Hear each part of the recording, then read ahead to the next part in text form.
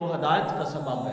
اور حضور صلی اللہ علیہ وسلم نے حضرت ابن معاویہ رضی اللہ تعالیٰ عنہ کو ہادی بھی فرمایا، مہدی بھی فرمایا اور ہدایت کا ذریعہ بھی فرمایا۔ اور حضور صلی اللہ علیہ وسلم نے دوسری حدیث مبارکہ آپ نے فرمایا اللہم علم المعاویۃ الکتاب والحساب ووقہ العذاب، اے اللہ معاویہ رضی اللہ تعالیٰ عنہ کو کتاب کا علم بھی عطا فرما، حساب کا علم بھی عطا فرما، اور انہیں ہر قسم کے عذاب سے مکمل محفوظ فرما۔ آپ ذرا تصور تو کریں کہ حضرت امیر معاویہ رضی اللہ تعالیٰ عنہ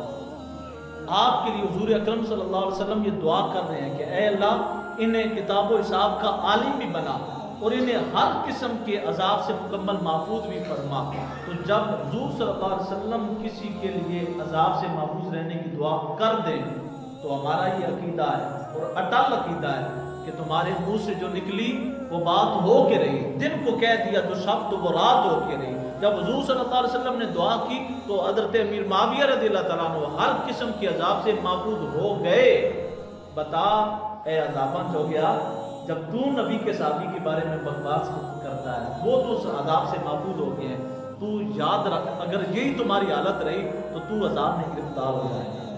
آج لے ان کی پناہ، آج مدد مانگ ان سے، کل نہ مانیں گے قیامت میں اگر مان گیا۔ کہیں بھی تاریخ پڑھ کر اپنا ذہن گندا نہ کر لینا، تاریخ جھوٹ سے بھری ہوئی ہے۔ جس تاریخ نے حضرت امیر معاویہ رضی اللہ تعالیٰ عنہ پر کیچڑ اچھالا ہے اسی تاریخ نے اہل بیت کے بارے میں بغاوت کے اظہار کیے ہیں۔ تو پھر بتائیں ہم ایسی تاریخ کو کیسے قبول کریں گے؟ ہم قرآن کو قبول کریں گے، مصطفیٰ کریم صلی اللہ علیہ وسلم کے فرمان کو قبول کریں گے، اور حضور صلی اللہ علیہ وسلم نے اپنی حدیث کی روشنی میں جس کی جتنی شان پیش کی ہے ہم وہ شان پیش کریں گے اور اعلان کریں گے ہر صحابی یہ نبی، ہر صحابی یہ نبی، اپنا یہ شعار زندگی ہے۔ لیکن یہ بھی یاد رکھیں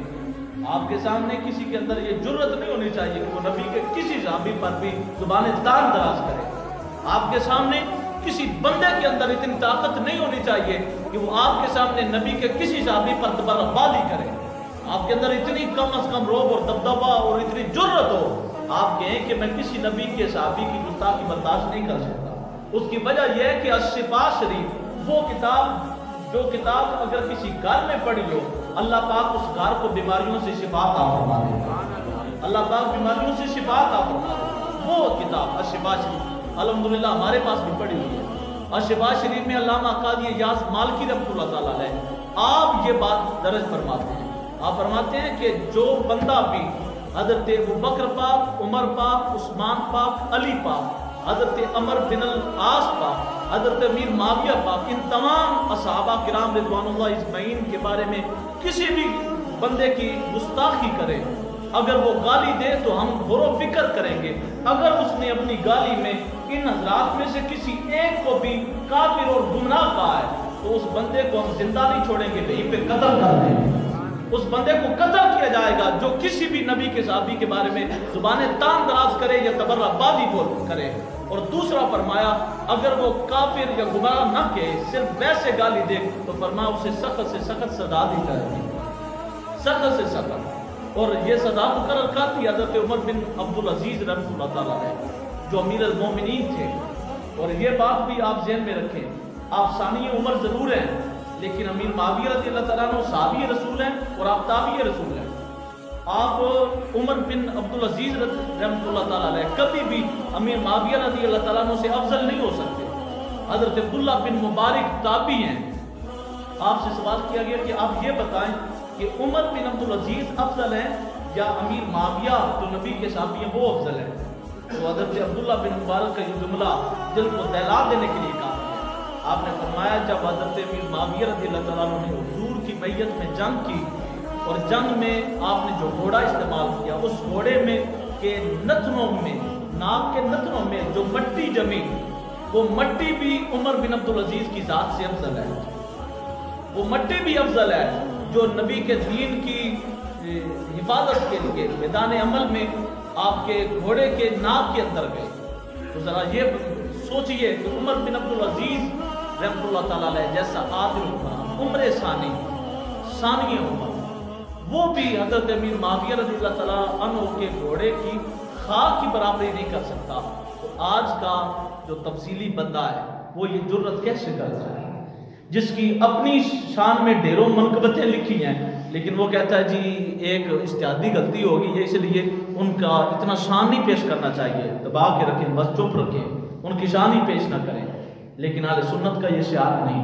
اہل سنت یہ کہتے ہیں جو نبی کے صحابہ کے درمیان جھگڑے ہوئے، مشاجرات ہوئے، ان کے بارے میں ہم نے کف لسان رکھنا، اپنی زبان بند رکھنی ہے، لیکن نبی پاک صلی اللہ علیہ وسلم نے صحابہ کی جو شانیں پیش کی ہیں ہم نے ڈنکے کی چوٹ پہ اس کا اظہار کرنا ہے،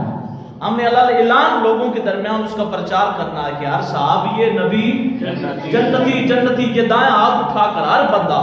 اپنے عزم، اپنے عقیدے، اپنی عقیدت کا اظہار کرے۔ یہ وہ باتیں ہوتی ہیں اگر میرے باپ پہ کوئی انگلی اٹھائے تو میری کوشش ہوگی کہ میں اپنے دونوں بازوؤں کی طاقت کے ساتھ، ہاتھوں کی جرت کے ساتھ، اپنے لہجے کی سختی کے ساتھ اپنے باپ کی عزت کا تحفظ کروں۔ اگر نبی کے صحابی کی عزت کی بات آئے تو اپنے ہاتھ نیچے نہیں رکھنے چاہیے، ہاتھ اٹھا کر جنتی جنتی کی صدا پیش کریں، ہر صحابی یہ نبی جنتی جنتی، ہر صحابی یہ نبی جنتی جنتی، ماویہ علی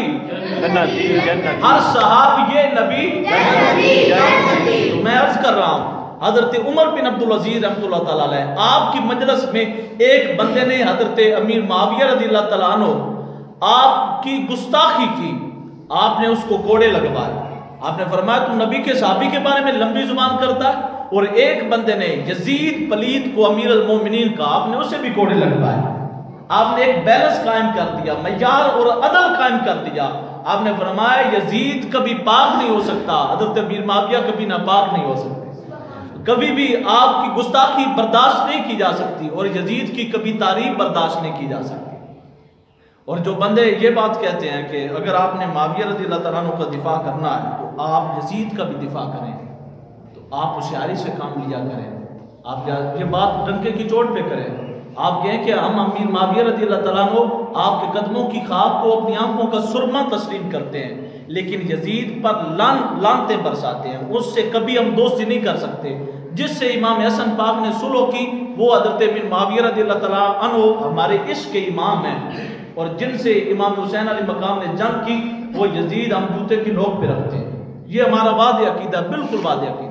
اس لیے اپنا عقیدہ خارجیوں سے بھی محفوظ رکھیں، ناسبیوں سے بھی محفوظ رکھیں، رافضیوں سے بھی محفوظ رکھیں، تفضیلیوں سے بھی محفوظ رکھیں، جہاں کہیں بیٹھ